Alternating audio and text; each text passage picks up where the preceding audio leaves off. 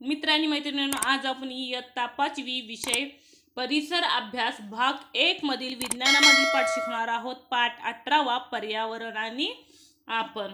जे काही पर्यावरणात म्हणजे आपल्या घरातील असेल, आपल्या शहरातील असेल किंवा आपल्या गावात असेल, जे काही आपण आहे ना, आपलं जे पर्यावरण आहे ते कसं असावं आणि जे काही घडतं सध्या देशभरात ते ह्या पाठामध्ये शिकणार आहोत। बघा, सांगा पाहू। पहिल्यांदा काय म्हणले बघा, मोठ्या प्रमाणावर जंगल तोड झाली म्हणजे जंगलाची तोड झाल्यास काय होईल आणि पुढील प्रश्नांची त्याच्या आधारे उत्तरे काय सांगायची आहेत। जे काही प्रश्न विचारले जंगल तोड झाल्यावर।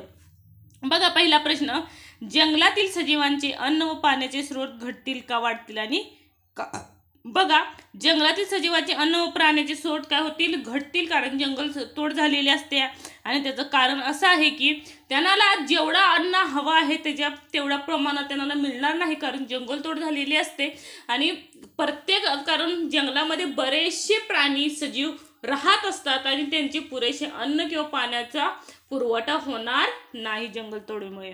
नंतर बघा, दुसरा, हे सजीव त्याच जागी राहतील की निवारासाठी इतर जातील आणि का? बघा, जंगलतोड झाल्यामुळे त्यांची राहण्याची सोय होणार नाही, त्याच्यामुळे ते काय होणार, जंगलात राहणार नाहीत, ती निवारासाठी इतर ठिकाणी भटकत राहतील म्हणजे एखाद्या शहरात किंवा गावात ते येतील आणि आपल्या गावाची सुद्धा धुडधूड करील, कारण आपली चूक आहे, जंगलतोड करतो, बरोबर आहे का? नंतर बघा, तिसरा, जंगलातील वनस्पतीच्या व प्राण्यांच्या वास्तव्याची जागा कमी होईल का वाढेल आणि का? जंगलतोड झाल्यामुळे वनस्पती व प्राण्यांच्या वास्तव्याची जागा काय होईल, कमी होईल आणि कारण माणसाने जे काय आहे जंगलतोड त्यांची घरे किंवा निवारा बांधण्यासाठी त्यांनी जंगलतोड केलेली असते आणि तिथं त्यांची घरं बांधली की त्यांच्या राहण्याची सुद्धा त्यांना गरज भासू लागते, त्यामुळे ती जागा हे पुरेशी पडणार नाही, कारण जंगलामध्ये बरेचशा प्रमाणात प्राणी राहत असतात। नंतर बघा, तेथील सजीवांची संख्या वाढेल की कमी होईल? जंगलतोड झाली, त्यांना अन्न पाण्याची गरज भासेल, अन्न पाण्यासाठी ते दुसऱ्या शहराकडे वळतील किंवा गावाकडे जे काही त्यांना आसपासचा परिसर जाणवेल त्या परिसरात ते काय होतील, भटकतील, त्याच्यामुळे सजीवांची संख्या काय होईल आणि त्यांचा उपासमार झाला, त्यांना हवे त्या प्रमाणात अन्नाचा पुरवठा नाही झाला किंवा पाण्याचा पुरवठा नाही झाला, त्यांचं ते काय पावतील, मरण पावतील आणि ते सजीव नाहीसे होतील काही दिवसांनी, त्यामुळे त्यांची संख्या काय होईल, कमी होईल।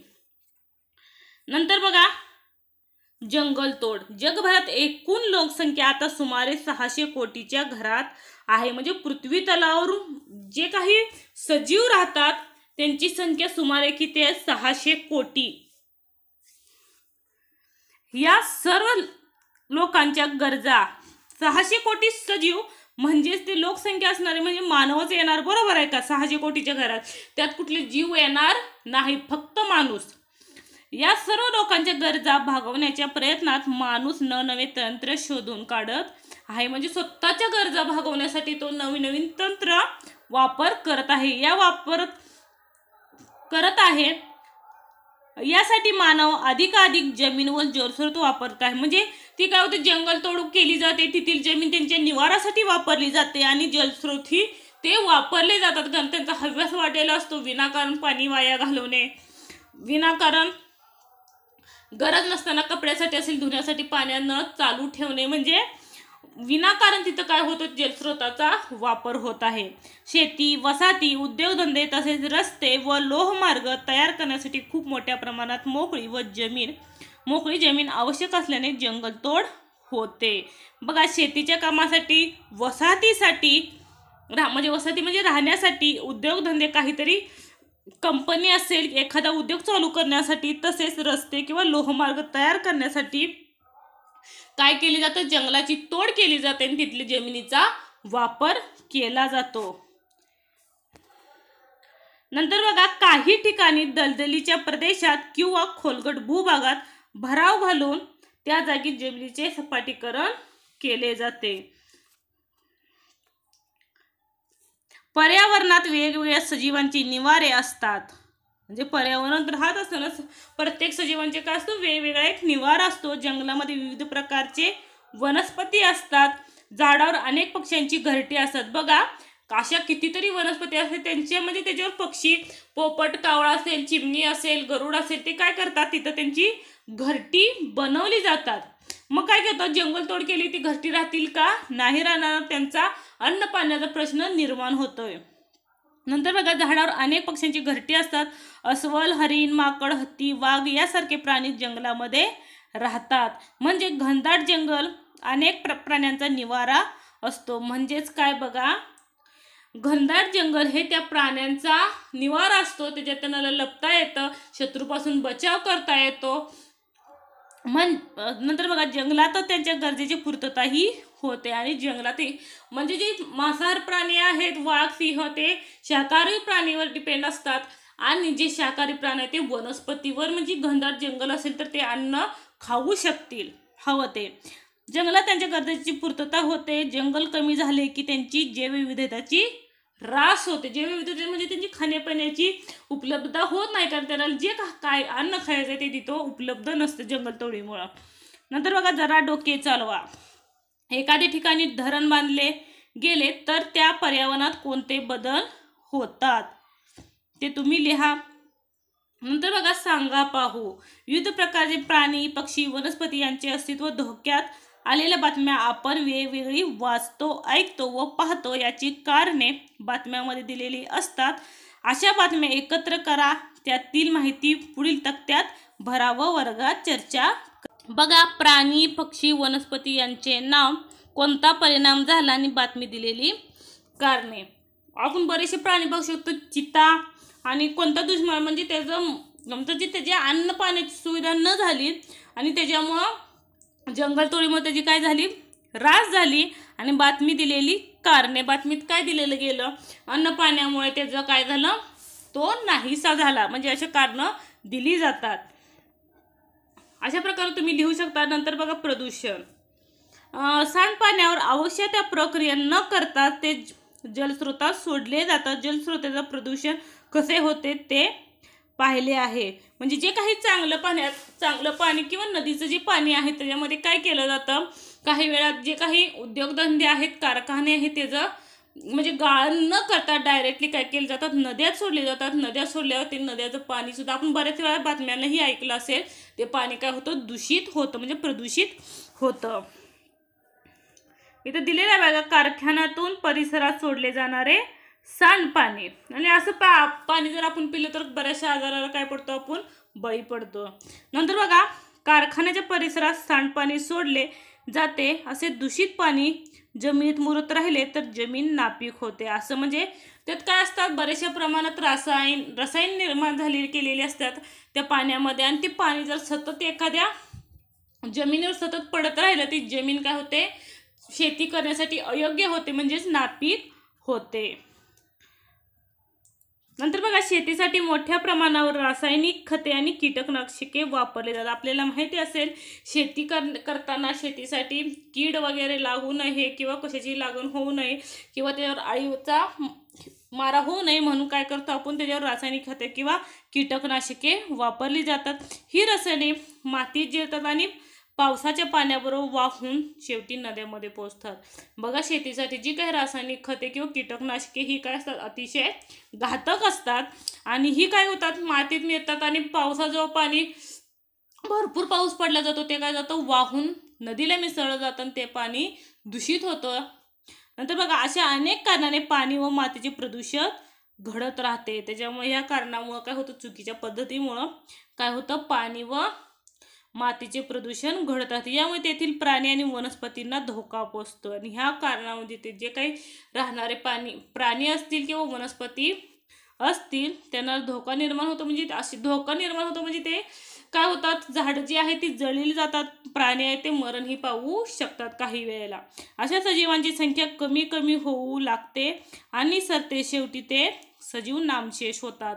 नामशेष म्हणजे त्या पृथ्वी तलावरती त्यांचा एकही जीव शिल्लक राहत नाही, कारण एक करत सर्व जे काय एखादी जात असेल ती नामशेष म्हणजे नाहीशी होते. नंतर बघा सांगा पाहू. पहिला, हवा प्रदूषित कशामुळे होते. आपल्याला माहिती आहे आकृती इकडे दिसते बघा, कारखान्यातून वरच्या साईडनं धूर जातोय. अशा धुरातून काय होतं, मोठ्या प्रमाणात ती हवा डायरेक्टली जी काही स्वच्छ हवा आहे ते स्वच्छ हवेत मिसळली जाते आणि ती हवा काय होते, प्रदूषित होते. किंवा पेट्रोल डिझेल जे काय आपण गाड्या वापरतो त्या गाड्याचा धूर सुद्धा इनडायरेक्टली काय तो आपल्या हवेत मिसळला जातो, त्याच्यामुळे बरेचसे आजार सुद्धा उद्भवू शकतात. नंतर बघा दुसरा प्रश्न, पेट्रोल डिझेल केरोसिन म्हणजे रॉकेल, नैसर्गिक वायू, कोळसा, लाकूड ही इंधने कोणत्या कारणासाठी वापरतात. आपल्याला माहिती आहे पेट्रोल डिझेल हे गाडीसाठी वापरतात. केरोसिन ही काही वेळा शेतीच्या किंवा मोटरसाठी यूज केला जातो. नैसर्गिक वायू, कोळसा, लाकूड हे पूर्वी रेल्वे वगैरे हातगाडीसाठी वापरली जात होती. नंतर बघा इंधनांचा घरगुती वापर होताच, याशिवाय माणसाने मोठमोठे उद्योगधंदे आणि कारखाने उभे केले आहेत. म्हणजे ही जी काही वरची इंधनं आपण बघितली आहेत, कोळसा लाकूड हे काय म्हणजे घरी काही स्वयंपाकासाठी वापरलं जात होतं, बरोबर आहे का. पण हे काय परत वापर व्हायचा उद्योगधंद्यात व कारखान्यात होता. या कारणामुळे इंधनाचा वापर मोठ्या प्रमाणात होऊ लागले, कारण मोठ्या प्रमाणात घरच्यापेक्षा जास्त उद्योगधंदे व कारखान्यांना त्याची गरज भासत असल्यामुळे त्याचा वापर तिथे मोठ्या प्रमाणात होत आहे. आणि त्याचा परिणाम बघा, एकीकडे इंधनाच्या ज्वलनातून कार्बन डायऑक्साईड प्रचंड प्रमाणात हवेत मिसळतो, तर दुसरीकडे प्रचंड प्रमाणावर जंगलाची ऱ्हास होत आहे. म्हणजे इंधनाचा वापर मोठ्या प्रमाणात कारखाने उद्योगधंद्यासाठी होत असले ती हवा काय होते, ती जी काही धूर आहे तो हवेत मिसळला जातो आणि त्यातून हवा ही निर्माण होण्यासाठी जंगलतोड झालेली असते, त्याच्यामुळे ती हवा दूषित झालेली म्हणजे स्वच्छ होण्यासाठी प्रयत्न करणार नाही, कारण जंगलतोड झालेली असते, हव्यासपोटी ऱ्हास झालेली. आणि त्याच्यामुळे कार्बन डायऑक्साईड शोषून घेण्यासाठी वनस्पती अपुऱ्या पडत आहे. त्याच्यामुळे बघा काही वेळ वनस्पतीवर डाग पडले जातात, कारण त्यांना पुरेसे प्रमाणात CO2 म्हणजे कार्बन डायऑक्साईड हा वायू मिळत नाही, कारण प्रदूषित झालेला असतो तो. परिणामी हवेत कार्बन डायऑक्साईडचे प्रमाण सतत वाढत आहे. वातावरणात कार्बन डायऑक्साईडचे प्रमाण वाढले की तापमान ही वाढते. अशा तापमानात वाढ जगाच्या सर्व भागात दिसून येते आणि ही काय आपल्या भारतातच नाही तर पूर्ण देशात ही मोठी समस्या बनलेली आहे प्रदूषणची, हवा प्रदूषणची. याशिवाय इंधनाच्या ज्वलनातून काही विषारी वायू तसेच मोठ्या प्रमाणात धूरही निर्माण होतो. त्याचबरोबर उद्योगधंद्यातही हवेत काही विषारू वायू मिसळतात, यामुळे हवेत मोठ्या प्रमाणात प्रदूषण होत आहे. म्हणजे इंधनाच्या ज्वलनातून बरेचसे विषारी वायू हवेत मिसळले जातात आणि अशा वायू जर आपण सतत घेत राहिलो वायू, तर आपल्याला श्वसनाचे आजार किंवा बरेचसे पोटाचे आजार सुद्धा उद्भवू शकतात, कारण ऑक्सिजन जेव्हा आत घेतो तेव्हा तो पोटाच्या नलिकेत जात असतो, त्यामुळे बरेचसे आजार उद्भवतात या दूषित हवेमुळे. नंतर बघा सांगा पाहू, त्यांनी प्रश्न विचारलाय बघा, काय दिलंय, सूर्य दिलाय, क्वेश्चन मार्क दिलाय, नंतर ग्रासहॉपर म्हणजे ग्रासहॉपर आणि चिमणी दिलेले आहे. तो क्वेश्चन मार्कच्या जागेला काय येईल बघा, सूर्याला काय म्हणजे सूर्यापासून कोण अन्न निर्माण करतं, वनस्पती निर्माण करते. म्हणजे तो क्वेश्चन मार्काच्या जागी काही वनस्पतीवर डिपेंड कोण असतं, ग्रासहॉपर असतं, नाकतोडा, आणि त्याच्यावरती चिमणी अवलंबून असते. म्हणजे ही कशा एक प्रकारची काय अन्नसाखळी त्याने दिलेली आहे. बघा खाली काय दिले, वरील चित्रात एक अन्नसाखळी दिलेली आहे, यातील एक कडी निखळली. बघा ह्यातील एक कडी म्हणजे वनस्पती नसेल तर ही साखळी टिकून राहील का असं त्यांना विचारायचं आणि काय परिणाम होईल. म्हणजे बघा वनस्पतीवर नाकतोडा डिपेंड आहे, अवलंबून आहे, आणि त्या नाकतोड्यावर कोण अवलंबून आहे, चिमणी अवलंबून आहे. जर त्या नाकतोड्यालाच वनस्पती मिळाली नाही तर काय होईल, तो राहील का, तो नाही राहिला तर चिमणी राहील का, नाही ना, म्हणजे ती अन्नसाखळी काय होईल, तुटून जाईल. पक्ष्यावर काय परिणाम होईल, पक्षीही टिकणार नाही, मरून जाईल, कारण तो कशावर अवलंबून आहे, नाकतोड्यावर अवलंबून आहे. कडीतील सजीव नाहीसा झाला तर संपूर्ण जीवसृष्टीला कोणता धोका पोहोचेल याची वर्गाची. म्हणजे जी सृष्टी आहे ती एकमेकावर कसे अवलंबून आहे, म्हणजे एक प्रकारची अन्नसाखळी निर्माण झालेली आहे. प्रत्येक जण कुठल्या ना कुठल्या तरी वनस्पती असेल किंवा प्राणीवर दिसेल इनडायरेक्टली काय असतो, अवलंबून असतोय. नंतर बघा पर्यावरण संतुलन राखण्याची गरज. निसर्गातील हस्तक्षेपामुळे हवा, पाणी, जमीन अशा सर्व ठिकाणी मोठे बदल घडून येत आहेत. तसेच या अजैविक घटकाचे प्रदूषण होत आहे. परिणामी जैविक घटकाचे अस्तित्व धोक्यात आले आहे, तर काही जैविक घटक नष्टही झालेले आहेत, कारण त्यांची साखळीच तुटलेली आहे. त्यांना हवे ते अन्नही मिळालं नाही. त्यामुळे काही जैविक साखळी जे काही घटक आहे, सजीव आहे, त्यांची काय होते, अन्न साखळी तुटलेली आहे. परिणाम एका घटकात बिघड झाला तर त्याचा इतर घटकाशी असलेल्या संबंधावर परिणाम होऊन पर्यावरणाचा समतोल बिघडतो. म्हणजे ते एकमेकावर अवलंबून असलेलं काय होतं, पर्यावरण जे आहे त्याचं काय होतं, संतुलन बिघडलं जातं. पृथ्वीवरील जैविक घटक वेळोवेळी अस्तगत होतात, म्हणजे नामशेष होत असतात. सध्याच्या काळात ही प्रक्रिया खूप वेगाने होत आहे. यामुळे सर्व जीवसृष्टीला धोका आहे. म्हणजे प्रत्येक जण इनडायरेक्टली कशावर आहे, एकमेकावर अवलंबून आहे. जर पुढचं आपलं अन्न आहे ते आपल्याला नाही मिळालं तर आपण ही टिकून राहणार नाही, कारण अशी आपली एक प्रकारची अन्न साखळी बनलेली आहे. नंतर बघा, माहिती आहे का तुम्हाला, विविध प्रकारचे प्राणी किंवा वनस्पती हळूहळू नामशेष झाले तर अनेक अन्नसाखळ्यांमधील कड्या नष्ट होतील. त्याचा परिणाम पृथ्वीवर सर्व जीवसृष्टीवर होईल आणि निसर्गातील पर्यावरणाचा समतोल कोलमडल्याशिवाय राहणार नाही, असे अनेक शास्त्रज्ञांनी सांगितलेले. म्हणजे जी काही जीवसृष्टी आहे ती टिकणार नाही. आता बघा, भारतातील चित्ता हा नामशेष झालेला प्राणी आहे. नंतर बघा, आपल्या गरजा व पर्यावरण, अन्न, पाणी, वस्त्र ह्या सर्वांच्या गरजा आहेत. म्हणजे प्रत्येकाच्याच गरज आहे अन्न, पाणी आणि वस्त्र. नंतर बघा, त्याची पूर्तता होण्यासाठी अनेक गोष्टी आपण वापरतो. याशिवाय अभ्यास, खेळ, हौस, मनोरंजन यासाठी आपण अनेक साधनांचा वापर करतो. म्हणजे आपल्याला गरज नसतानाही आपल्याला लागतील तेव्हा त्या उपलब्ध असाव्यात, म्हणून त्यापैकी अनेक गोष्टी आपण घरात साठवून ठेवतो. म्हणजे आपल्याला गरज नाही तरी पण आपण तो काय करतो, साठवून ठेवत असतो. या सर्व गोष्टी आपल्या पर्यावरणातील पदार्थ वापरून मिळतात. आणि जे काही सर्व पदार्थ आपण साठवून ठेवतो ते कसं मिळतं, आपल्याला ह्या पर्यावरणातूनच मिळत असतात. जगभरात सर्व लोकांच्या अशाच गरजा आणि इच्छा आहेत, त्यामुळे पर्यावरणातील वेगाने ऱ्हास होत आणि मग प्रत्येकालाच वाटतं की आपण साठवून ठेवावं व प्रत्येकाचीच गरज बनल्यागत झालेलं आहे, गरज नसता नाही. त्यामुळे जे काही पर्यावरण आहे ते जे काय होते, वेगाने ऱ्हास होत आहे.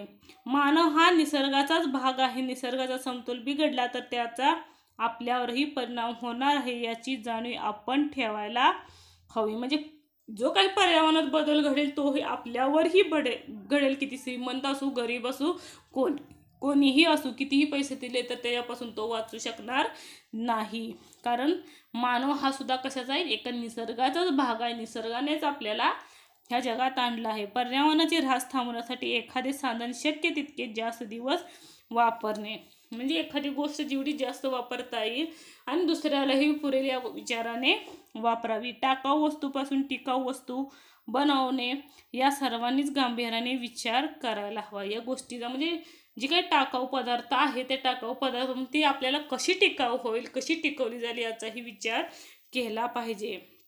आपण सर्वजण निर्धार करू. बघा, काय निर्धार करूया, आपल्या रोजच्या व्यवहारातील कोणत्याही कृतीमुळे प्रदूषण होऊ नये, जैवसृष्टीतील नुकसान होऊ नये यासाठी व जैवसृष्टीच्या संवर्धनासाठी आपण शक्य तेवढे प्रयत्न करू.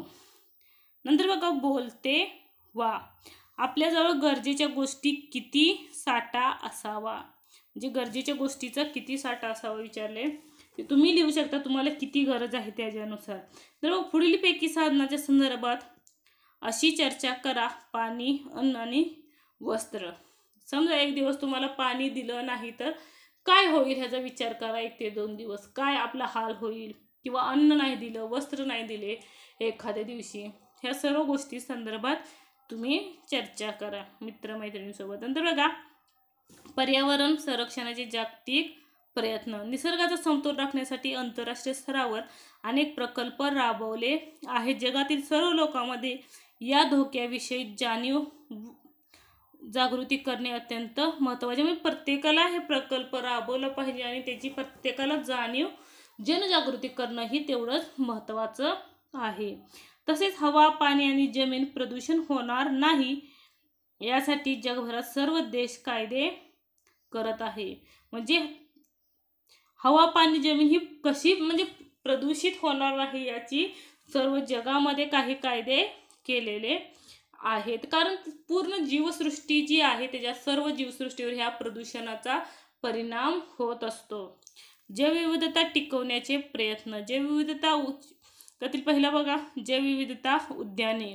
जैवविविधतेचे रक्षण व संवर्धन करण्याच्या दृष्टीने राखून ठेवलेल्या क्षेत्रात जैवविविधता उद्यान म्हणतात. यामध्ये जैवविविधतेचे संरक्षणाबरोबर त्याचा अभ्यास केला जातो. जैवविविधता उद्यानाला भेट देणाऱ्या लोकांना वनराईचे आनंद घेता येतो. यामुळे निसर्गाविषयी आस्था वाढीस लागते जैवविविधता उद्यानामुळे.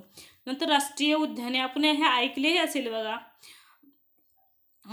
वनजीवन संरक्षण व संवर्धन करण्याच्या उद्देशाने काही महत्त्वाचे क्षेत्र राखून ठेवलेले असतात. उदाहरणार्थ बघा, काझीरंगा राष्ट्रीय उद्यान, ताडोबा राष्ट्रीय उद्यान.